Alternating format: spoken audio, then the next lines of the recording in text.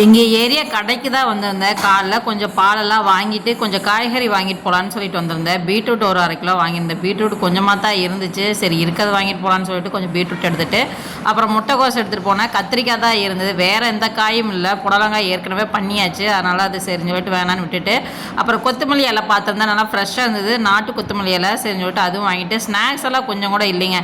சரிஞ்சு சொல்லிட்டு ஸ்நாக்ஸ் வாங்கிட்டு போகலான்னு சொல்லிட்டு 2 பிஸ்கட்டு, முறுக்கு, அப்புறம் நம்ம சின்ன வயசில் சாப்பிடுவோமே தேன் மிட்டாய், அதெல்லாம் கொஞ்சம் பார்த்து வாங்கிட்டு அப்புறம் தக்காளியும் இல்லை, தக்காளி 1 கிலோ வாங்கிட்டு வெங்காயம் இதெல்லாம் கொஞ்சம் வாங்கிட்டு இருந்தேன். அப்புறம் பால் வாங்கிட்டு இன்றைக்கி சடோன் வேறு கரண்ட்டு இல்லை, தண்ணி வேறு கொஞ்சம் ஜில்லுனுக்கு வாங்கி குடிக்கலான்னு தோணுச்சா. அங்கேருந்து வீட்டுக்கு கடைக்கு வர்றதுன்னா மெயின் ரோட்டுக்கு தான் வரணுமா, நடந்து வர்றதுலேயே ரொம்ப டயர்டாயிடுது. அங்கேருந்து நடந்து வந்தது. அப்புறம் கொஞ்சம் வெயில் ஜாஸ்தியாக இருக்குன்னு சொல்லிட்டு ஒரு 10 ரூபாய்க்கு ஒரு தண்ணி கேன் வாங்கினேன் குடிக்கலான்னு சொல்லிட்டு. நல்லா ஜில்லுன்றது குடிச்சிட்டு அப்படியே பொடி நடைய மெதுவாக நடந்து போயிட்டு இருந்தேன். இதுதான் ரோடு. சின்ன இப்படி ஷார்ட்கட்டில் பூந்து போய் கடைக்கெல்லாம் போய் வாங்கிட்டு அப்படியே மெதுவாக நடந்து போயிட்டு இருந்தேன். வரவங்கெல்லாம் பேசிக்கிட்டே வருவேன். ஒவ்வொருத்தங்கிட்டே பேசிட்டு அதுலேயே டைம் சரியாக இருக்கும். பக்கத்தில் கடையெல்லாம் இருந்துச்சு. நீ மெயின் ரோடுக்கு அங்கே போகணும் வீட்டுக்கு போகிறக்கலாம்.